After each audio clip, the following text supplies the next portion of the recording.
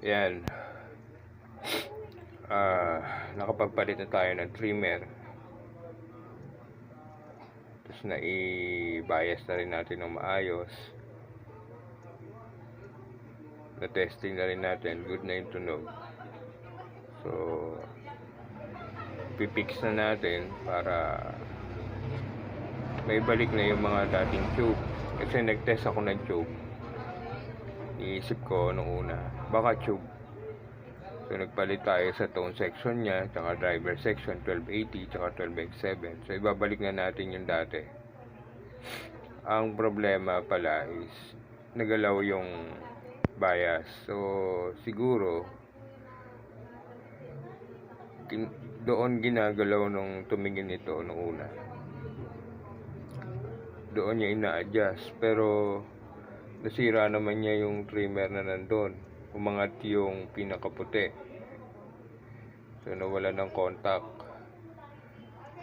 Ibinaba niya lahat ng bias. So, distorted ang tunog. Ang problema nito, may humming. Tapos, mababa na ang mga B+ supply. Kaproblema yung transformer. So, pinawinding natin transformer, inaayos natin. Then nung naayos na, pinalitan yung mga Nichicon capacitor. Pinalitan natin ng Nichicon capacitor, yung mga dating capacitor na nakakabit. So ito yung mga nakakabit sa kanya. Hindi ko alam kung anong brand, pero ayan, nandiyan sa pangalan ng capacitor na sa ayan, yung name ng brand. So, lahat ito, nung tinest ko sa digital tester, wala na, hindi na masukat. So,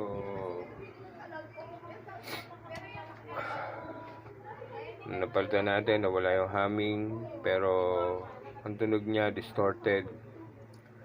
Nagpalit tayo ng tube, 12x7 sa tone section, tsaka driver section, 1280.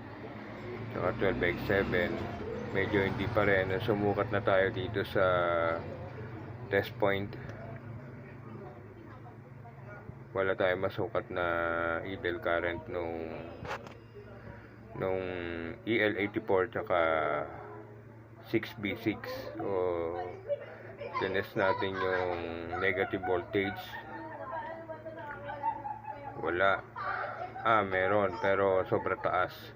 Kasi mas mataas ang negative voltage, mababa ang idle. And habang binababa mo yan dito sa trimmer, saka tumataas yung idle current. Ayan yung mga test point. So dapat 40 MB. So 0.04. Ito naman sa kabila, 45 MB. So, dapat 0.45. So, nung napalitan natin ng trimmer, good na yung idle current niya dito rin sa kabila. So, malakas na yung tunog niya. Wala nang distorted. So, babalik na natin to. Kasi kaya natin ito tinanggal. Nakatakip na ganun eh. Mahirap mag-repair. Susugatan ito pagka naghihinang tayo. Didikit yung screw nung panghinang dito sa mga ganito, kaya napilitan tayong iganon, ibuka. Then malaya na tayo makapag tanggal nung trimmer. So ito hindi na natin pinalitan dahil good pa, wala namang problema. So ito lang ang pinalitan natin, yung trimmer na yan. Yan na ipinalit natin. So ilang turns ba ito? Siguro 20 turns ito eh, para makuha mo yung pinakamababa at pinakamataas. So ayan, nakuha na natin yung tamang idle current. So babalik na natin to, sasara na natin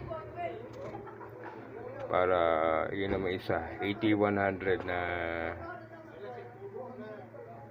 guitar sub amp. ang i-repair natin. So natapos na natin yung orange. Ito yung pangalawa, hindi natin kinaya kanina kasi sobrang hilo sa sipon. Masakit yung ulo natin. Ngayon, parang nalulunod naman ako sa sipon. Umiikot din yung pakiramdam natin. Siguro kanina kasi wala pa tayong tulog eh. Simula kahapon.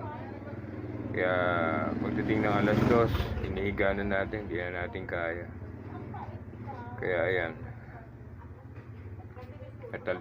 Ipipix na natin, tatalian na natin ng parang tie wrap, cable tie. Para may tapos babalikan natin yung dating tube. Yun. Saka itong military brand niya na JAN 1280. Ito parang hindi ko alam kung ano. Russian tube.